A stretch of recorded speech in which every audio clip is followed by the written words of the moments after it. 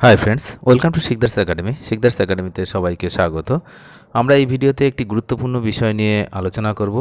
এসএসসির যে 26,000 চাকরি যেটা বাতিল হয়েছে, শিক্ষক অশিক্ষক কর্মচারী মিলিয়ে, তো তাদের পক্ষে এই মুহূর্তে একটা ভালো খবর রয়েছে যে অবশেষে এসএসসি কিন্তু তৎপর হয়েছে যে যোগ্য এবং অযোগ্য বিচার করার জন্য। তো আপনারা জানেন যে হাইকোর্ট বা সুপ্রিম কোর্ট কোনো কোর্টের কাছেই যোগ্য বা অযোগ্যর যে সংজ্ঞা সেটা কিন্তু এসএসসির পক্ষ থেকে দেওয়া হয়নি এখনও সেভাবে। সেই জন্যই কিন্তু বাধ্য হয়ে হাইকোর্ট এবং তো পরবর্তীকালে সুপ্রিম কোর্ট এই পুরো প্যানেলটাকেই কিন্তু বাতিলের সিদ্ধান্ত নিয়েছেন আপাতত। তো দেখা যাক যে কি হয় শেষ পর্যন্ত। কিন্তু এসএসসি এই মুহূর্তে আমরা যেটা জানতে পারছি, ঠিক 5 রকম স্টেপ নিতে চলেছে এই বিষয়ে। এই 5টা স্টেপ কি বিস্তারিত এই ভিডিওতে আমরা দেখব। যে যোগ্য এবং অযোগ্যদের বাছাই করার জন্য, বিশেষ করে যারা যোগ্য তাদেরকে প্রমাণ করার জন্য এই মুহূর্তে এসএসসির পক্ষ থেকে 5টি স্টেপ নেওয়া হচ্ছে, গুরুত্বপূর্ণ স্টেপ। সেই 5টি স্টেপ কি আমরা একের পর এক জানব, যে কিভাবে পুনরায় আবার এই যে যারা যোগ্য ক্যান্ডিডেট ছিলেন তাদেরকে স্কুলে ফিরিয়ে আনা যায়। তো সেই বিষয়ে এসএসসি অবশেষে তৎপর হয়েছে।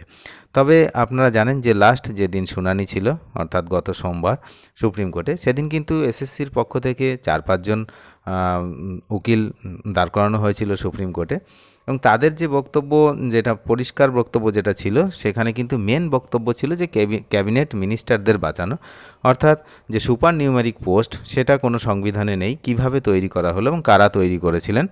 তো সেই বিষয়ে যে সিবিআই তদন্ত হচ্ছিল সেটাকে আপাতত যাতে বন্ধ করা হয়, কারণ করজোরে নিবেদন করা হয় রাজ্য সরকারের পক্ষ থেকে যে এই মুহূর্তে লোকসভা ইলেকশন চলছে, আমাদের পুরো ক্যাবিনেট মিনিস্ট্রি যারা রয়েছেন সবাই জেলে চলে যেতে পারে। তো সেই জন্য আপাতত যাতে এটা বন্ধ করা হোক, সেই দিকে তাদের নজর বেশি ছিল। অযোগ্য এবং যোগ্যদের যে পার্থক্য সেটা কিন্তু করার নজর অতটা আমরা শুনতে পাইনি। তো তার পরবর্তীকালে এখন কিন্তু এই 1 সপ্তাহ যে সময়টা মোটামুটি পেয়েছে, তখন এই স্টেপ নিতে বাধ্য হচ্ছে এসএসসি। দেখা যাক, চলুন আমরা দেখে নিই যে কী কী 5টি স্টেপ নেওয়া হয়েছে এসএসসির পক্ষ থেকে বা নেওয়া হতে পারে। 26,000 চাকরিহারা শিক্ষকদের মধ্যে থেকে যোগ্য অযোগ্য কিভাবে বাছবে কমিশন, তার 5টি স্টেপ আমরা দেখব। তার আগে একটু দেখে নিই, 2016 পুরো প্যানেলকেই নাল অ্যান্ড ভয়েড ঘোষণা করেছে হাইকোর্ট। হাইকোর্টের এই রায়ের বিরুদ্ধে সুপ্রিম কোর্টে দায়ের হয়েছে মামলা। হাইকোর্টের নির্দেশকে চ্যালেঞ্জ করে সুপ্রিম কোর্টে দ্বারস্থ রাজ্য, মধ্যশিক্ষা পর্ষদ, চাকরিহারারা। এখন সোমবার সুপ্রিম কোর্টে সওয়াল জবাবের সময় অন্যতম প্রধান প্রশ্ন ছিল কিভাবে যোগ্য এবং অযোগ্য বাছাই হবে, যোগ্য অযোগ্য বাছতে কি কি করা যেতে পারে।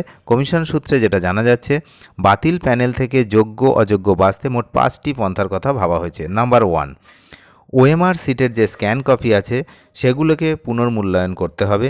যেখানে যাদের নম্বর দেখা যাবে সঠিক আছে তাদের একটি তালিকা তৈরি করা হবে। এখন এখানেও একটা বড় প্রশ্ন যে ওএমআর সিটের যে নাম্বার, সেই নাম্বার কার কোথায় আছে, কোন ওএমআর কোথায় ফিল আপ হয়েছে সেটাও তো জানার বিষয় রয়েছে, কারণ অনেক ওএমআর পার্টি অফিসেও ফিল আপ হয়েছে। যাই হোক, নাম্বার 2, এরপর সেই তালিকার ক্যান্ডিডেটদেরকে ডেকে তাদের অ্যাকাডেমিক স্কোরের কাগজপত্র কমিশনের ওয়েবসাইটে থাকা তথ্যের সঙ্গে মিলিয়ে দেখতে হবে। নাম্বার 3, এরপর ক্যান্ডিডেটদের পার্সোনালিটি টেস্টের যে নম্বর কমিশনের কাছে আছে তা ব্যবহার করে চূড়ান্ত তালিকা তৈরি করতে হবে। এক্ষেত্রেও একটি প্রশ্ন উঠে আসছে যে পার্সোনালিটি টেস্টের যে নাম্বার সেটা কিন্তু ম্যানিপুলেটেড হতে পারে, এবং সেটা হয়েছেও সমস্ত ক্ষেত্রে, প্রাইমারি এবং এসএসসির জন্য। তো সেক্ষেত্রে পার্সোনালিটি টেস্টের নাম্বার কাকে বেশি দেওয়া হয়েছে কাকে কম দেওয়া হয়েছে সে তেমনও কিন্তু একটি বিষয় এখানে উঠে আসছে। নাম্বার 4, সেক্ষেত্রে কোনো ক্ষেত্রে ওএমআর সিটের স্ক্যান কপি না পাওয়া গেলে সেখানে আনসার স্ট্রিং ব্যবস্থাকে গ্রহণ করা যেতে পারে বলে জানা যাচ্ছে। নাম্বার 5, তবে বিশেষজ্ঞরা মনে করছেন এই পুরো প্রক্রিয়া সম্পূর্ণ করে নতুন প্যানেল তৈরি করতে কয়েক মাস সময় লেগে যাবে। প্রসঙ্গত, সুপ্রিম কোর্ট এসএসসি মামলায় হাইকোর্টের রায়ে স্থগিতাদেশ দেয়নি, বদলে সুপার নিউমারিক পোস্ট নিয়ে প্রশ্ন করে রাজ্যকে। প্যানেল বহির্ভূত চাকরিকে জালিয়াতি বলে মন্তব্য করে শীর্ষ আদালত। সেই সঙ্গেই যোগ্য অযোগ্য কীভাবে বাছাই হবে তা নিয়ে সুপ্রিম প্রশ্নের মুখে পড়তে হয় রাজ্যকে।